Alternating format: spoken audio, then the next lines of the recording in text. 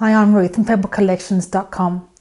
The following pebble includes suggestions, observations and tips for a supporter of someone with post-traumatic stress disorder on how to determine past traumas and present PTSD triggers.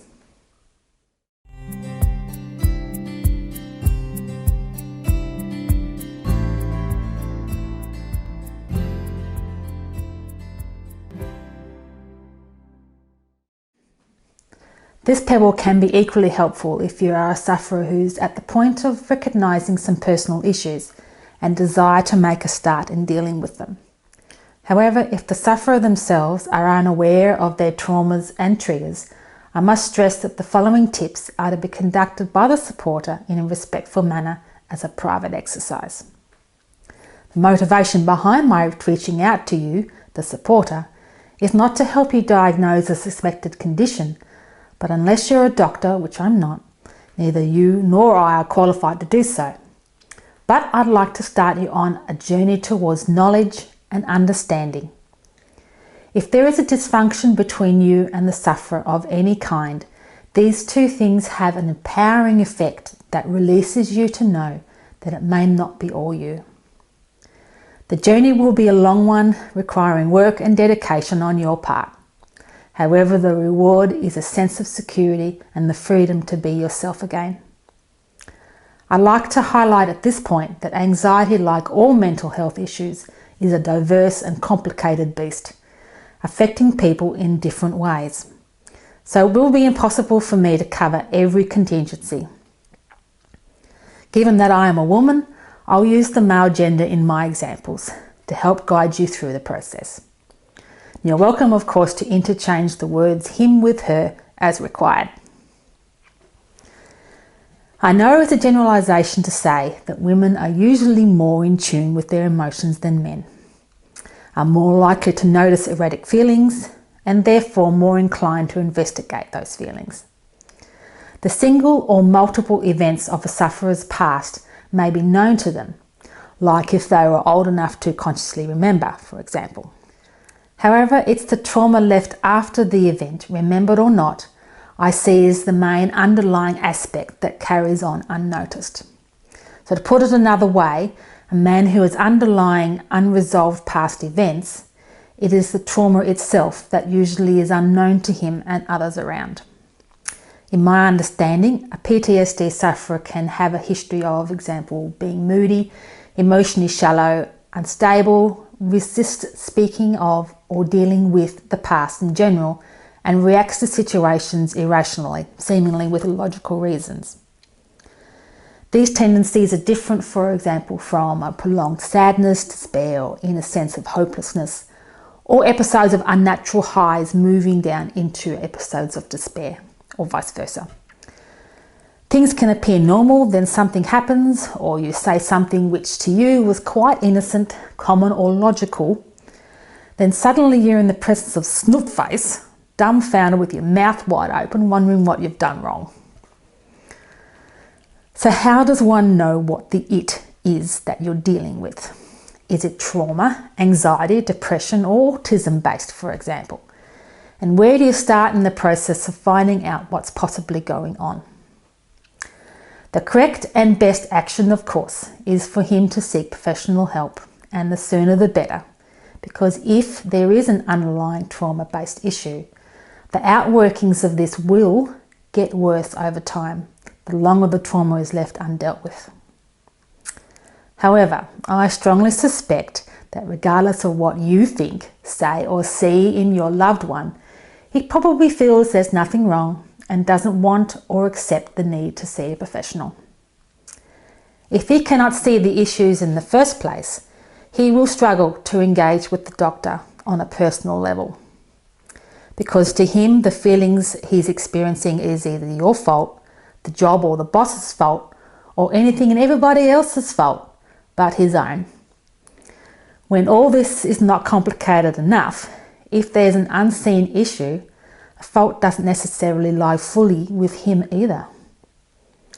What is his fault to own, though, is the refusal to accept responsibility for his actions and reactions regarding those issues and do nothing about it. Let's begin with the process with the sufferer's mood swings or past incidents. Think back as far as you can. Remember and write down every unusual mood swing you can think of in a document or a small notebook, whichever you find easiest or most convenient. Best try to place them in chronological order from oldest to most recent if you can. No matter how insignificant or catastrophic the occurrence was, if the incident sticks in your mind that much for you to remember, there's a good chance it has relevance.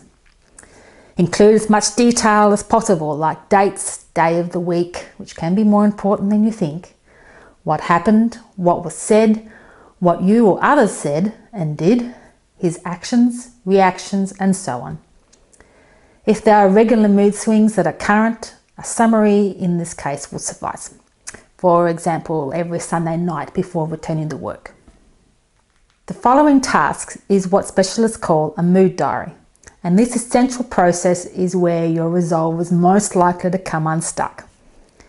Keeping a mood diary or a calendar of the sufferer's mood is the best place to start researching those mood swings mentioned before. It's a simple and effective way to unveil any patterns. However, the task is tedious and difficult to remain consistent with, which is why it is important to find the easiest, most convenient method for you. Then make a deliberate appointment at a time of the day that best suits. By consciously adding the mood diary as a potential activity into your daily routine, you're making a tangible decision which is more likely to be acted upon than I'll get to that as soon as I do. Yeah. If nothing happened on a given day, therefore he's happy, then that routine appointment slot is not used, as it's pointless to record all the happy days. Use an electronic diary, PC calendar, print out a month calendar to write on. Emojis are an excellent tool to use in describing his mood, or hand-drawn simple expressions. Whether they're hand-drawn or electronic, you'll need to assign a legend like this one. That's so you can know what each one means and to keep the descriptions consistent. So I have some examples here for you to consider. Okay, but he's happy, but there's something not quite right. It's like he's weighed down or heavy with something, like something on his shoulders. This I associate with the downward slope of a PTSD or depression episode, for example. Distant. Physically present, but emotionally he's just not there. Flat. This is void of emotion, where you're under heavy anxiety or depression. It's like what I call under it. Sadness or despair, or despondent, which means lacking in hope. This is commonly associated with depression, but when you have anxiety, if you have a heavy episode, it can lead to depression. Tiredness or excessive sleeping. This is a common symptom of anxiety or depression. You need to note the time of day it's taken, the duration of the sleep. For example, someone with depression might stay in bed until, say, lunchtime. Over the weekend, they can have an example of an hour to 2 hour sleep. And I liken that to having like a cognitive reboot. Grumpy or irritable. This is where he uses people around him as scapegoats or punching bags. It can be used in any one of these examples, like okay, but when he's on his way down, flat when he's under heavy anxiety or depression. And anger. You need to be careful about this area and watch it closely, because I see anger as different to grumpy. And it is possible that under heavy anxiety or depression, the sufferer sometimes can't tell that they're angry at you. So with multiple occurrences directed particularly towards you, the intimate partner, is also known by another name. When a dramatic or out of the ordinary mood swing incident occurs, journal them as before in your notebook, which is why I suggested chronological order is better. Be sure to indicate on your calendar that there is corresponding information for that date in your notebook. The mood diary will then show you how long the grumps, the mood, or the episode lasted: hours, days, weeks. Over time, the mood diary will allow for any patterns and themes to be revealed. Current trauma-causing circumstances or environments are usually easy to spot because your loved one will most likely be complaining regularly about it. It's the trauma of the most distant past that are harder to discern. Asking the person straight out what events of their past have bad memories of, or which ones upset them the most, is not a good idea.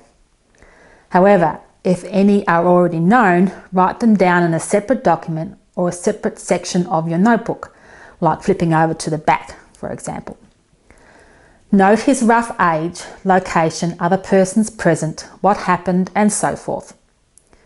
Also include events that span over a long period of time, like a stage of life or an era, and these entries don't need to be in date order. Include other family members whom you trust or close to into your research, but make sure they know that they are aware of the sensitive nature of your questions and to keep the conversations confidential. Perhaps start with any siblings before approaching a parent, as any hidden issues may lie with them. Also research any known conditions, illnesses or disorders within the family tree. Any inherited cases are commonly revealed in your children or show up in other family members' children, a niece or nephew. Ask the family member or close friend whether there were any common issues of concern within the family, like finances, home instability, schooling issues, relationship dysfunction, abuse, and so on. By now, I suspect your head is full of information, so let's summarise the steps again. Mood swings. Write down in chronological order instances where his mood swung unexpectedly or a summary of a common swing. Mood diary. A record of the sufferer's negative, non-happy mood changes. And events and family history. Write down known past traumatic events and family history. If there are underlying hidden issues, your research and notes will allow any connection to show. Connections between the mood swings, the mood diary, and potential corresponding past traumatic environments, events, or periods of life. If these connections roughly remain consistent, this will then be a good indication of potential unresolved trauma in your loved one's life and their corresponding triggers. Given that you understand the process and its components, I can now explain to you what trigger actually means. The definition of a PTSD emotional trigger is this: anything that sparks an intense emotional reaction, regardless of current mood, pertaining to a pre-existing trauma. A trigger is like the tripwire connected to a pressure bomb, and the cause is the bomb of unresolved trauma. With PTSD, the bomb keeps exploding in varying degrees, like the eruptions of an active volcano. It is very common for a PTSD sufferer to not recognise the differences between the trigger and the cause, particularly during the time when the connection in his mind is made between the way he is feeling at the time and the trigger itself. And remember, the trigger can also be a person. For example, the supporter can be accused as being the cause of those feelings and not the trauma itself, which makes it very complicated. If the trauma and their triggers appear to be a regular hindrance to life, that is more often than not, then a disorder or mental illness may be present. Till next time, onwards and upwards.